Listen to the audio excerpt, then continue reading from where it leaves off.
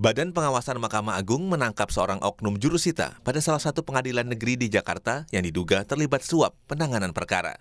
Tersangka terjaring dalam operasi tangkap tangan hasil investigasi Satuan Tugas Mysterious Shopper yang dibentuk Badan Pengawasan Mahkamah Agung. Rilis penangkapan ini diumumkan Kepala Badan Pengawasan Mahkamah Agung Sugianto. Sugianto menerangkan penangkapan terjadi pada Rabu 17 Mei 2023 di sebuah jembatan penyeberangan orang di daerah Selipi, Jakarta Barat. Dari hasil penangkapan disita sejumlah uang yang diduga berasal dari pemberi suap. Uang tersebut digunakan dalam memperlancar proses eksekusi perkara perdata.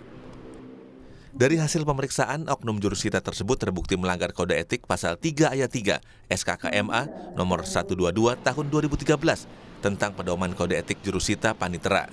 Akibatnya, pelaku diberhentikan secara tidak hormat sebagai ASN. Sementara dari hasil pengembangan, Badan Pengawasan menetapkan tambahan tersangka, yaitu atasan dari jurusita tersebut. Operasi tangkap tangan yang dilakukan oleh Mr. Shopper Badan Pengawasan Mahkamah Agung berkaitan dengan perkara perdata eksekusi.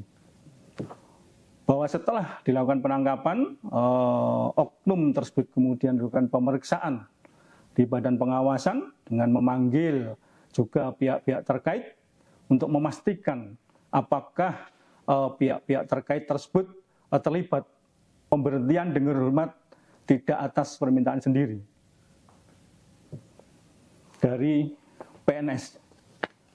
Dan kepada atasan langsungnya ternyata terlibat juga, maka kepada yang bersangkutan juga dibebaskan dari jabatannya. Karena Satgas Mysterious Shopper merupakan satuan kerja khusus yang dibentuk oleh Ketua Mahkamah Agung M. Syarifuddin, di mana anggotanya berasal dari Badan Pengawasan Mahkamah Agung.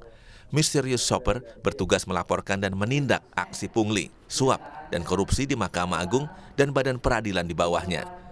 Upaya lain MA untuk menciptakan lingkup peradilan yang bersih dan berintegritas lewat peran Badan Pengawasan MA adalah dengan penerapan Sistem Manajemen Anti Penyuapan atau SMAP yang sudah tersusun di sejumlah pengadilan di Indonesia. Tim Liputan Kompas TV Jakarta.